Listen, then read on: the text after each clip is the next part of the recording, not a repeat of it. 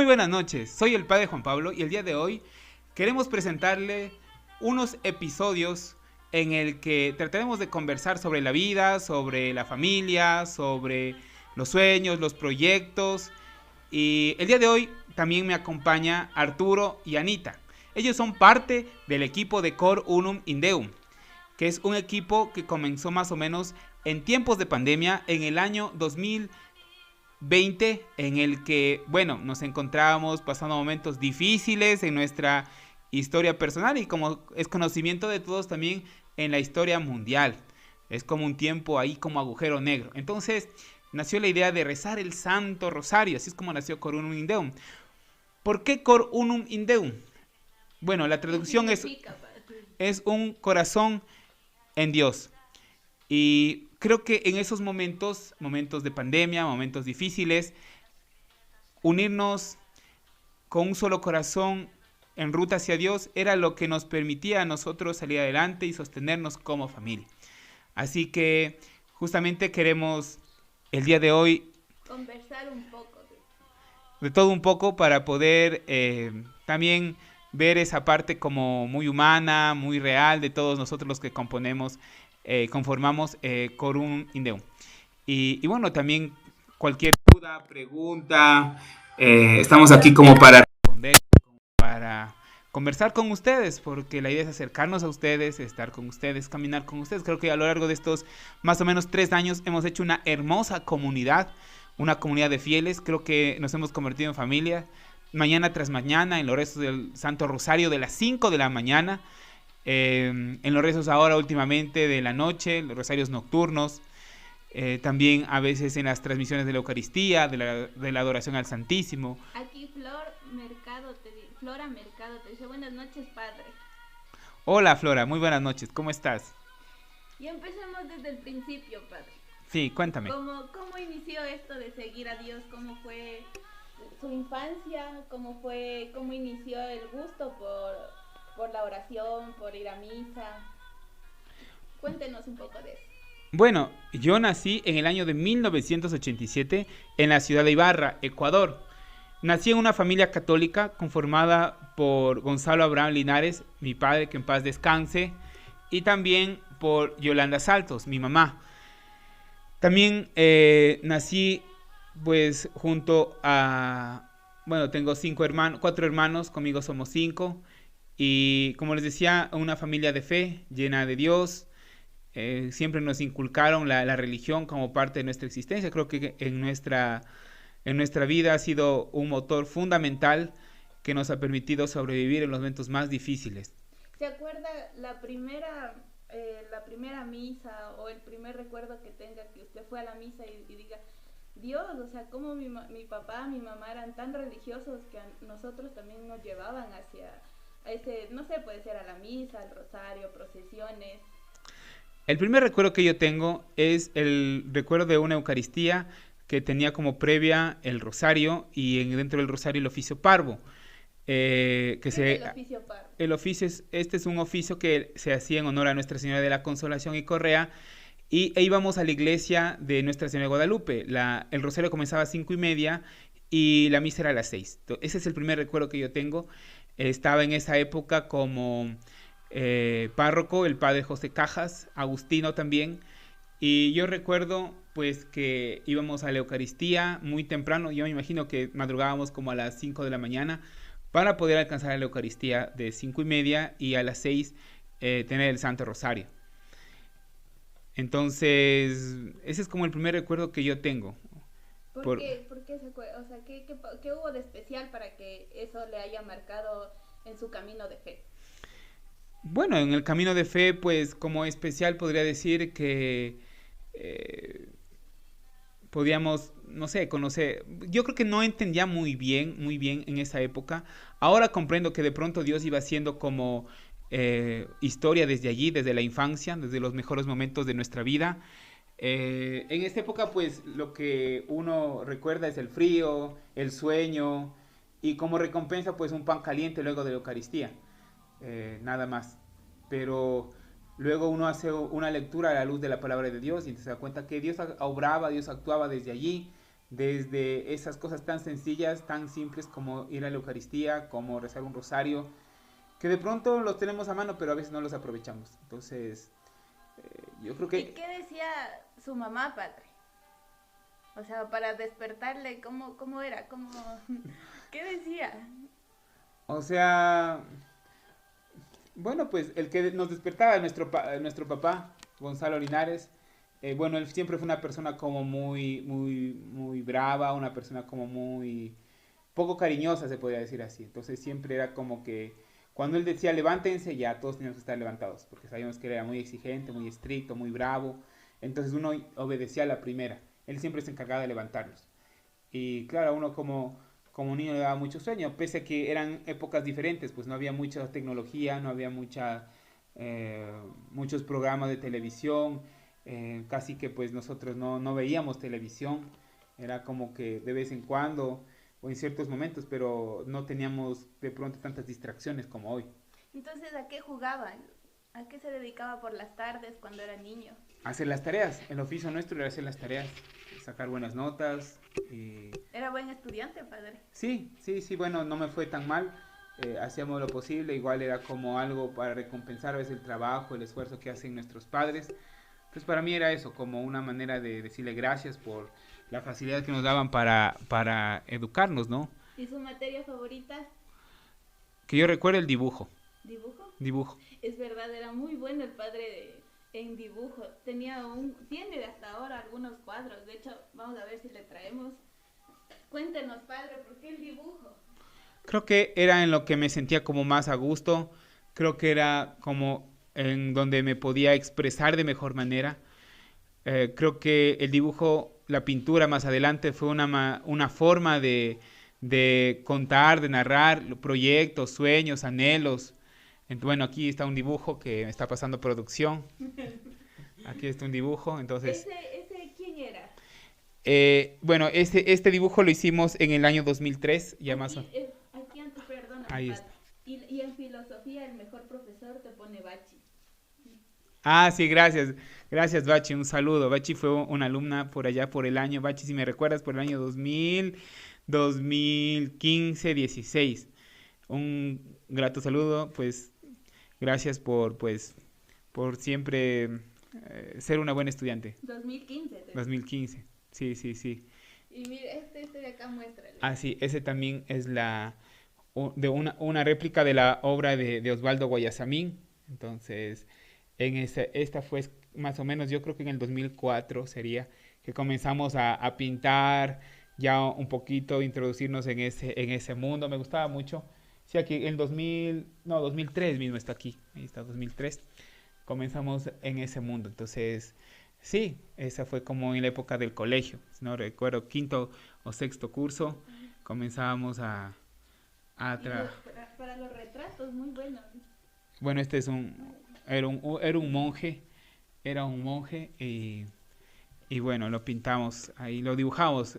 Si bien es cierto, pues era parte de la clase que teníamos nosotros, pero fue siempre como un momento para mí era uno de los momentos más bonitos del día, dibujar. ¿Estudió en un colegio católico?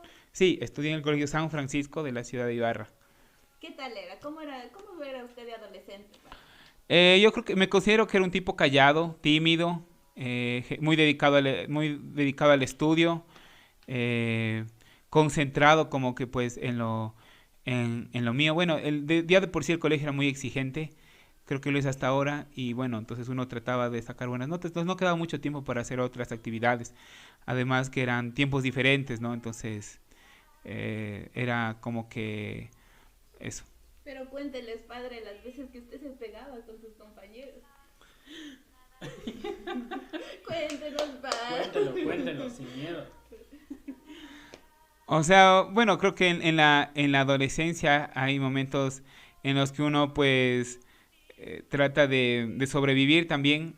No Nunca ha sido, tenía que dejarse. nunca ha sido fácil esto del bullying. Creo que ha habido desde siempre y existirá hasta siempre, lamentablemente.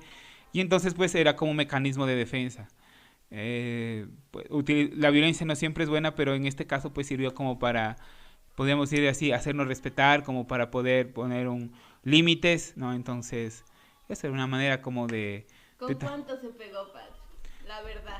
La verdad sería como unos, no sé, unas 6, 7 veces por Y ahí. desde ahí ya le respetaban, padre. Sí, yo creo que era un colegio de varones, entonces ese era un mecanismo, una manera, y podríamos decir una única manera de que ganarse como un puesto, un lugar, ¿no? No es como ahora de pronto pues que van a dialogar o eso, ¿no? En nuestra época pues incluso entre los profesores, si es que estaba peleando, pues le dan unos guantes de box para poder ahí sacar resolver cualquier situación. Eso ayudaba también para mantener como el equilibrio, entonces era como una práctica muy común, muy normal en nuestra época, en Aquí nuestro colegio. tenemos una pregunta de Bachi, dice. Don Juan Pablo, una pregunta. Si usted no fuese padre, ¿a qué otra profesión se dedicaría?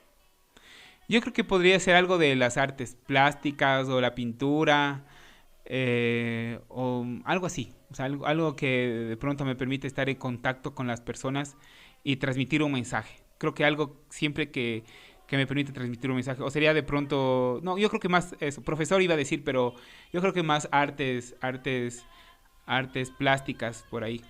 Pero padre, cuénteles que usted no iba a ser agustino, sino más bien él tenía otros planes. Cuéntenos, padre, ¿cómo fue el inicio ya de su vocación?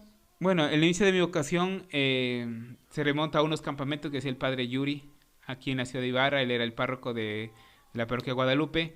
Entonces, él hacía los campamentos y como comenzó la parte vocacional. Si bien es cierto, el padre nunca nos motivó a la parte sacerdotal, sino siempre más como a seguir a Jesús.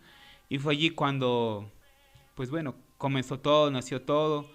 Y al final, en un campamento en el año 2005, le di el sí a Dios para decirle que sí, que quería seguir, quería servirle, quería como seguir las huellas de Jesús. Pero padre, ¿usted no estaba decidido por otra orden religiosa antes de los agustinos? O sea, hubo en una oportunidad que los hermanos de la Salle pues me propusieron también hacer un retiro. Fui al retiro. De verdad me gustó mucho el retiro. Era algo bastante interesante. Nunca lo había experimentado. Y me gustó, sí me gustó. Pero al final creo que, no sé, bueno, son los caminos de Dios. Uno entiende como que fue allá donde Dios me quería, en la Orden de San Agustín. ¿Y qué fue esa cosa que le dijo a usted decir, bueno, ya no voy a la Salle, me voy a hacerme sacerdote? Porque pues la Salle es para ser hermano y los agustinos para ser sacerdote. O sea, ¿qué fue eso que dijo usted? Aquí, o sea, la Salle no es para mí, sino me voy a ser sacerdote. Yo creo que conocí a Dios, o como que más que bueno, la vocación sacerdotal, la vocación a la vida religiosa, sacerdotal, la descubrí justamente en los agustinos. Entonces creo que eso pesó al final. Porque la Salle fue aunque yo estudié en la escuela La Salle, aquí en la ciudad de Ibarra, con los hermanos cristianos, sin embargo fue ya con los padres agustinos, con el padre Yuri específicamente, con quien yo conocí como que, o descubrí esa parte de dejarlo todo y seguir a Jesús. ¿Tiene alguna anécdota que nos pueda contar en el campamento de los padres agustinos? Bueno, son varias, desde, por ejemplo, compartirlo todo, ¿no? Dormir, por ejemplo, en la capilla, porque no había lugares. Eh, era Eran bastantísima gente, ¿no? Claro, eran 400, 500 chicos, entonces dormíamos donde se podía, en la capilla, incluso algunos dormían en la cripta, porque en el convento donde hacían los campamentos había una cripta. Entonces, ¿y donde ahora usted vive ahí? Sí, justamente ahora el convento donde yo vivo es ahí donde conocí a Jesús, donde descubrí la vocación de seguir a Jesús, ¿no? Fue ahí en este convento, entonces eso. ¡Qué locura, pero padre! ¿No le parece muy extraño, más que extraño, muy interesante que el mismo lugar donde terminaría conociendo a Dios es el mismo lugar donde ahorita está viviendo? Sí, pues yo creo que es como un regalo de Dios que Él nos permite pues hacer esas cosas, nos permite como, no sé, de pronto digo para buscar también alguna otra persona, alguien que también pueda descubrir esa vocación, no sé, puede ser algo por ahí. Gustavo Fuertes te saluda. Buenas noches, padre Juan Pablo. Hola, Gustavito, ¿cómo vamos? Esperemos entonces. Yo les tengo una pregunta muy interesante. ¿Y qué opinaría de la cultura vocacional en estos momentos en la que la sociedad y sobre todo los jóvenes ya no quieren saber nada de Dios, cada vez se alejan más de Él y sobre todo tienden a rechazarlo, no solo a alejarse, sino también a rechazarlo. ¿Cómo podríamos implementar esta cultura vocacional? O sobre todo, ¿cómo podríamos tratar de inmiscuirnos más con los jóvenes? Obviamente sin tratar de como obligarlos, porque como usted mismo lo menciona, el padre Yuri nunca fue capaz de obligarles, ni de decirles, ni siquiera de motivarles, y aún así usted sintió ese llamado. Yo creo que es el encuentro con Jesús lo que en el fondo pesa mucho. Permitir que los jóvenes se encuentren con Jesús puede ser puede ayudarles a decidir. Por eso creo que hacer un campamento, un encuentro, una convivencia, un taller siempre va a tener mucho sentido, porque es allí donde ellos van a descubrir, encontrarse con Jesús, ese Jesús vivo, resucitado, en donde ellos podrán pues decidir al final.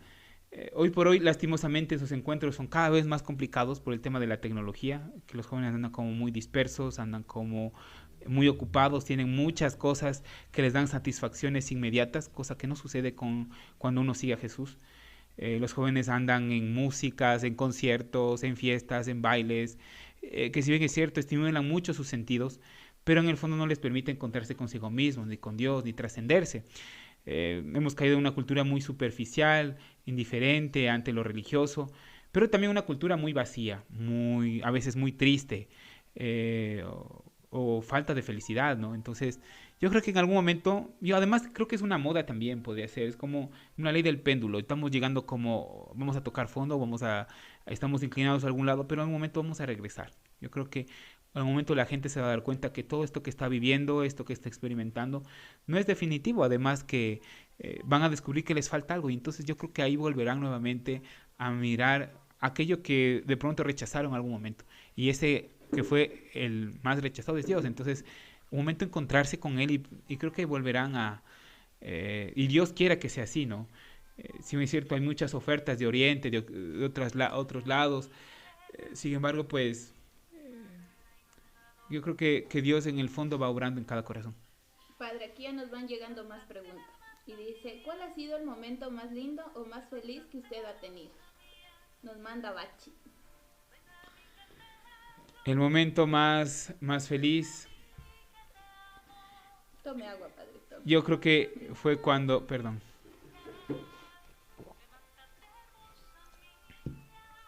El momento más feliz fue justamente cuando le dije sí a Dios, a Jesús. Fue justamente en esa capilla, ahí en el convento de los Padres Agustinos, ahí en las 4 esquinas. Es una capilla pequeña, como para 20 personas. Ahí está el sagrario, ¿no? Y fue antes de un campamento. Ese como que fue un momento de mucha plenitud, de mucha luz. Ese como que recuerdo, un momento muy, muy luminoso en mi vida. Y creo que eso es justamente, esos momentos ese fue el momento que me permitió luego decirle sí, quiero seguir. Y seguir la formación sacerdotal, que no es fácil. O sea, hay muchas. ¿Cuántos años fueron, padre? Desde el 2005 más o menos, y me ordenaron sacerdote en el 2016. Entonces fueron ya varios años. 11 años. ¿No? Sí, más o menos. Entonces, no siempre es fácil la formación sacerdotal, es muy exigente, y creo que así debe ser, ¿no? Pero entonces esos momentos luminosos nos ayudan mucho. Otro momento luminoso también, creo, fue cuando por primera vez me dieron el hábito. No comprendía muy bien el que cargo puesto, compuesto por una capilla, la túnica y una correa. El noviciado, podría decirlo así. El noviciado también fue un año muy luminoso para mí. De pronto, pues, cada vez uno va comprendiendo cosas diferentes. ¿Cómo cuáles, padre? Una que nos pueda contar. Sobre la vida, la comprensión diferente de estar en este mundo, para qué está uno en este mundo, cómo dar respuesta a preguntas existenciales. Un tiempo para uno mismo, para conocerse, para conocer a Dios. Porque en ese año, pues, nos retiramos de todo, básicamente. Y entonces uno comienza como a conocer la vida religiosa, comienza a experimentar nuevas cosas, a convivir con otras personas. ¿Y en algún momento a usted no se le vino a la cabeza, ya quiero colgar los hábitos, quiero botar la toalla? No solo una vez, varias veces. Y es porque la vocación, la fe es algo dinámico. ¿Ya? Es algo que se mueve constantemente, es algo que crece y decrece con uno. Entonces, creo que a lo largo de nuestra vida uno tiene retos, y es en esos retos, en las pruebas, en las crisis, en los momentos difíciles en donde uno tiene que, ¿cómo sería? Responder o dar razón de su decisión, de su fe, de lo que cree. ¿Y cómo hizo para volver a tener esa fe y decir, sí, sigo, continúo? Es que justamente, bueno, de la razón se podría una parte, otra es desde la oración, pidiéndole al Señor la luz, haciendo el discernimiento, confrontándonos. Entonces, como les decía, ahí lo que yo mucho son los momentos luminosos, o sea, yo por qué estoy acá, por qué vine. Eso nos ayuda mucho a ver más claro, porque a veces uno puede toparse con personas que le hacen la vida imposible. Entonces yo vine por esa persona, no, vine porque Dios me llamó. Puede haber circunstancias, lugares que no nos gusta ir y nos dicen, bueno, si eres religioso tienes que ir a tal lado, no me gusta ir, entonces, pero tienes que aceptarlo, tienes que decir, bueno, voy por obediencia, porque tengo un voto, porque Dios lo permite así, entonces comienzas a respaldar tu decisión, a confrontar tu decisión y a decidir al final. O sea, es algo dinámico, es básicamente como la vida misma de cualquier persona. Lo que le toca vivir a uno, pues uno lo va viendo desde la fe, desde la luz, los ojos de la fe.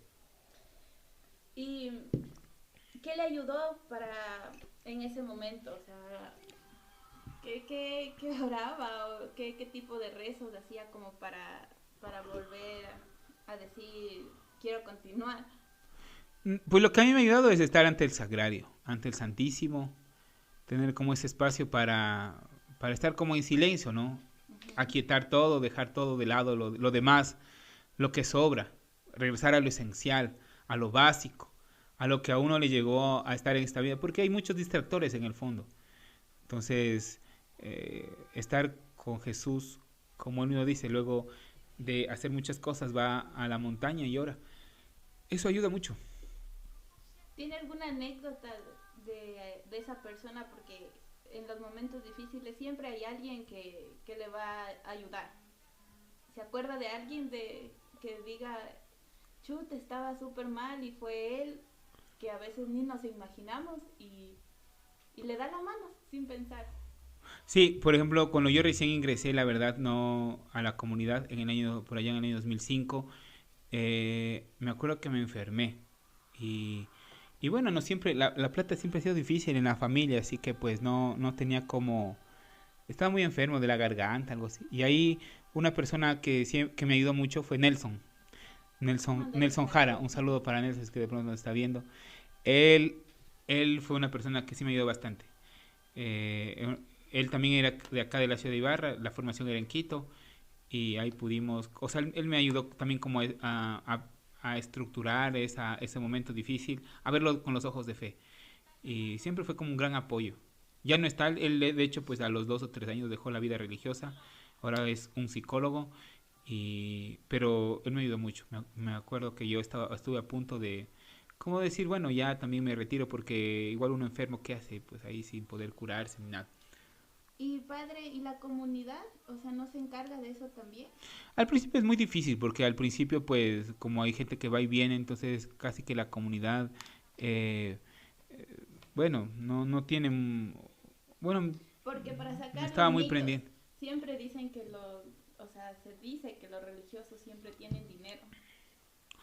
O sea, la comunidad puede ser rica, pero el religioso generalmente es un voto de pobreza, entonces uno siempre como que trata de ser fiel a ese voto.